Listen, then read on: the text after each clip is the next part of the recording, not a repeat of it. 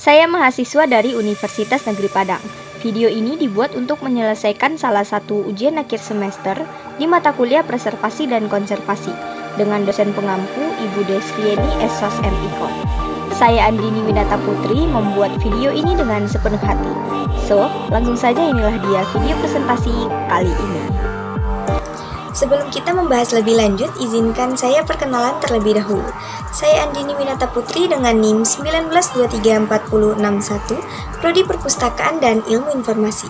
Pada video presentasi kali ini, saya akan membahas mengenai peta, slide, fotokopi dan tinta, perbaikan bahan pustaka dan restorasi, pelestarian bahan pustaka dengan sistem penjilidan, cara menjilid buku, pelestarian nilai informasi, dan prosedur alih media.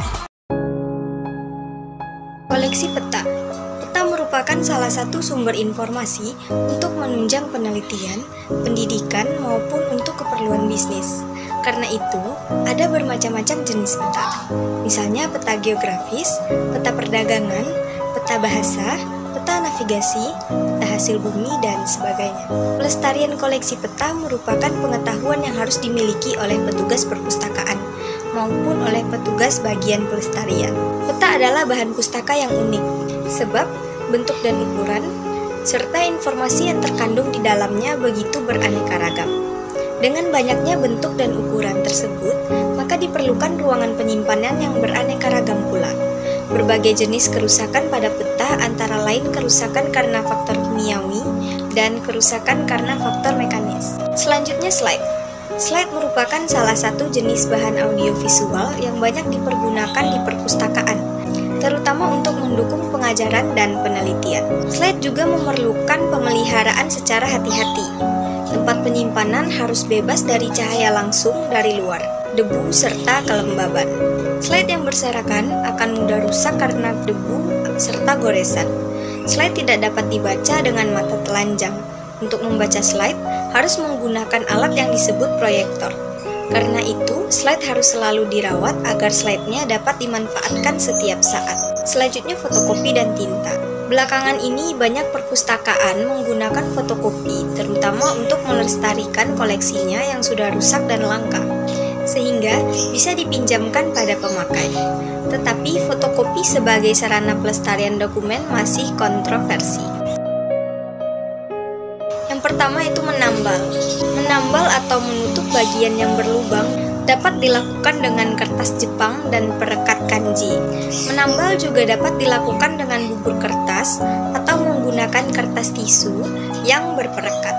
Yang kedua, menyambung. Menyambung dilakukan untuk merekat bagian yang sobek atau lemah karena lipatan. Biasanya diperkuat dengan potongan kertas dari jenis tertentu, agar bagian yang sobek tidak bertambah besar atau lebar. Yang ketiga, penjilidan. Penjilidan adalah suatu cara untuk menghimpun atau menggabungkan beberapa lembaran kertas menjadi satu, serta dilapisi oleh cover. Penjilidan dilakukan terhadap bahan pustaka yang sampulnya rusak, benang jahitnya lepas, ataupun nomor halamannya yang tidak berurut lagi, sehingga perlu dibongkar dan dijilid kembali. Yang keempat, penyiangan. Penyiangan adalah kegiatan pemilahan terhadap koleksi bahan pustaka yang ada di perpustakaan. Kegiatan penyiangan dilakukan agar bahan pustaka yang tidak sesuai lagi diganti dengan bahan pustaka yang baru. Bahan pustaka yang perlu disiangi biasanya bahan pustaka yang isinya tidak relevan lagi, sudah usang, isinya tidak lengkap, bahan pustaka yang sudah ada edisi terbarunya, dan bahan pustaka yang fisiknya sudah sangat rusak. Yang kelima, stock of name. Stock of name merupakan kegiatan perhitungan kembali koleksi bahan pustaka yang dimiliki perpustakaan. Sebelum melakukan kegiatan ini, perlu dipertimbangkan terlebih dahulu pelayanan apa yang dibutuhkan dan kapan waktu yang tepat untuk melakukan kegiatan stock of name, agar tidak mengganggu pelayanan yang disediakan oleh perpustakaan kepada penggunanya. Pelestarian bahan perpustakaan adalah melalui kegiatan penjilidan bahan pustaka.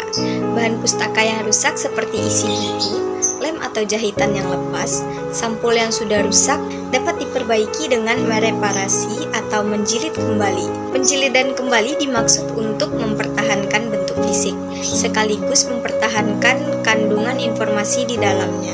Tujuan penjilidan. Tujuan utama penjilidan di perpustakaan adalah untuk melestarikan bahan perpustakaan agar tetap dalam keadaan utuh dan terhindar dari kerusakan fisik, guna menunjang fungsi perpustakaan dalam melaksanakan layanan perpustakaan. 2 langkah penting dalam penjilidan. Yang pertama itu penghimpunan. Penghimpunan adalah penyusunan lembaran-lembaran menurut urutan yang dikehendaki. Kemudian membentuk kuras atau cutter. Jika bahan pustaka berupa lembaran lepas, maka perhatikan panjang dan lebar bahan pustaka. Letakkan pada bagian kiri serta kalau dijilid menjadi mudah. Dan yang kedua itu penggabungan. Penggabungan adalah menyatukan secara erat dan padu suatu lembaran menjadi karton, kemudian karton-karton itu digabungkan menjadi buku. Penggabungan ini dapat dilakukan dengan jahitan benang atau kawat. Yang penting dalam pekerjaan penggabungan ini adalah urutannya jangan sampai rusak. Selanjutnya jenis-jenis penjilidan. Yang pertama ada jilid hardcover, jilid softcover, jilid dengan tanda, jilid lem punggung, jilid spiral, dan jilid lakban. Berikut ini adalah salah satu contoh penjilidan bahan pustaka dengan lakban. Alat dan bahan yang kita butuhkan adalah bahan pustaka yang akan dijilid, kertas buffalo, lakban, klip atau penjepit, stapler, gunting atau kartar. Langkah pertama, satukan lembaran bahan pustaka dan beri kertas buffalo pada bagian depan dan belakang. Lalu, jepit dengan klip supaya lembaran bahan pustaka tidak bergeser. Selanjutnya, stapler bahan pustaka sesuai kebutuhan. Usahakan serapi mungkin.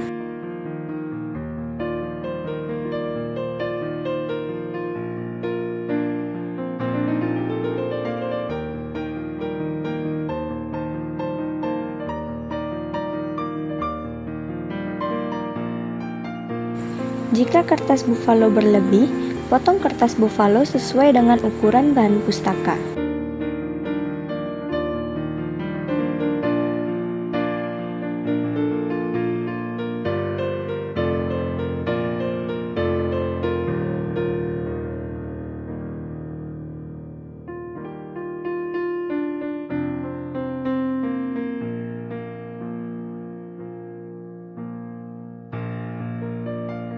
Setelah itu, jilid bahan pustaka menggunakan lakban hitam.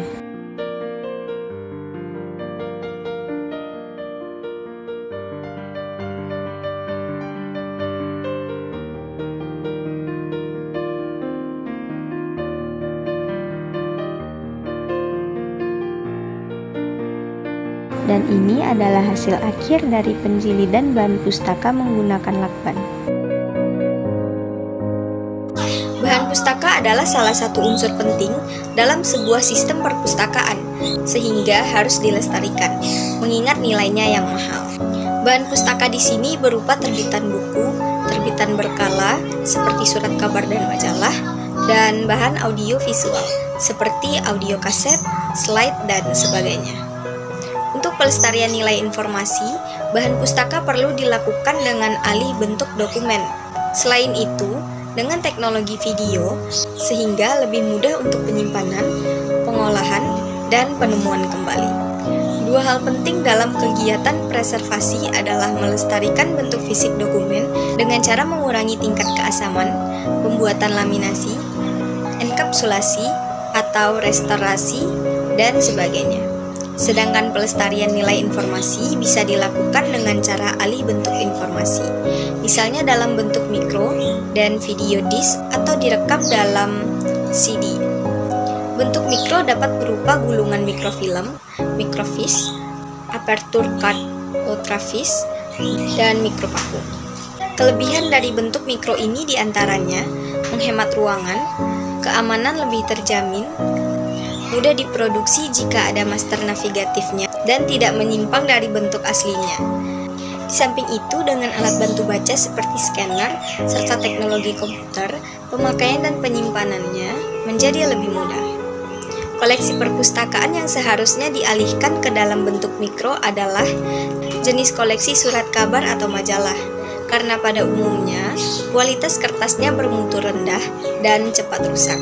Tetapi informasinya kadang diperlukan sebagai bahan rujukan yang dicari-cari. Alih media merupakan proses pengelolaan dokumen dari bentuk fisik menjadi bentuk elektronik untuk kemudian dapat dikelola menggunakan teknologi informasi. Alih media dilakukan dalam rangka pemeliharaan terhadap arsip yang memiliki nilai guna penting. Kegiatan alih media juga membantu proses pencarian dokumen dengan lebih cepat, dikarenakan kemampuan sistem dalam mengolah data arsip yang lebih cepat dan efisien. Tujuan dari alih media: meningkatkan bisnis proses menjadi lebih cepat dalam hal akses dan proses temu kembali informasi arsip, pemberian informasi yang lebih baik dan pengambilan keputusan yang lebih cepat terkait dengan akses arsip yang cepat dan tepat. Layanan arsip yang lebih baik karena lokasi arsip dapat lebih cepat diketahui. Mengurangi waktu yang dibutuhkan petugas arsip dalam mencari informasi. Memudahkan dalam pertukaran informasi antara unit atau organisasi, dan memudahkan dalam penggunaan kembali informasi arsip oleh unit atau organisasi lain. Prosedur alih media. Pertama, koleksi buku. Koleksi buku yang dilengkapi artikel lengkap, terutama jenis proceeding, laporan, pedoman teknis, atau rekomendasi yang diterbitkan oleh unit kerjanya. Proceeding adalah bahan pustaka yang merupakan kumpulan artikel hasil penelitian yang telah diseminarkan oleh institusi penelitian lingkup Badan Litbang Pertanian yang diterbitkan 1-3 kali setahun. Namun agar lebih memudahkan, langkah pengerjaannya akan lebih baik apabila dilakukan sebagai berikut. Yang pertama, scan koleksi proceeding seluruhnya dari mulai cover sampai dengan halaman terakhir. Scanning akan lebih mudah dengan menggunakan fasilitas feeder. Yang kedua, hasil scan keseluruhan tersebut diberi nama sesuai judul covernya. Yang ketiga, file dengan nama tersebut digunakan untuk keperluan database buku. Yang keempat, untuk keperluan database IPTAN, selanjutnya file tersebut diekstrak berdasarkan judul artikelnya. Dan yang kelima, setiap file dari artikel tersebut dientrikan ke dalam database IPTAN. Yang kedua, majalah. Majalah biasanya dilengkapi dengan volume atau nomor terbit yang bersangkutan setiap kali penerbitan. Majalah di-scan berdasarkan artikel yang terdapat di dalamnya. Cara melakukan scanning sama dengan buku, yaitu dapat dilakukan dengan dua cara, yaitu yang pertama, scan halaman cover dan setiap halaman artikel dalam majalah, kemudian beri satu nama. Kemudian file tersebut diekstrak satu persatu berdasarkan judul artikelnya. Setiap artikel di-scanning tersendiri dalam satu file lengkap dengan lampiran dan lain-lain. Dan yang kedua, scan dilakukan untuk setiap artikel, kemudian diberi nama. Selanjutnya artikel kedua di-scan dan diberi nama. Demikian selanjutnya untuk artikel-artikel berikutnya. Yang ketiga, teknologi tepat guna. Koleksi yang dimasukkan kepada teknologi tepat guna berasal dari Liptan, Leaflight, poster, dan sejenisnya yang sifatnya teknologi tepat guna. Brosur sebenarnya juga lebih sesuai dikelompokkan kepada jenis ini apabila ditinjau dari isinya. Scanning dilakukan berdasarkan judul artikel. Satu leaflet di-scanning kemudian diberi nama. Demikian untuk leaflet yang lainnya. Oke, mungkin cukup sekian video presentasi pada kesempatan kali ini. Saya mengucapkan terima kasih kepada yang sudah menonton video ini. Jangan lupa like, comment, share, and subscribe channel ini. Saya Andini Winata Putri, thanks for watching and see you.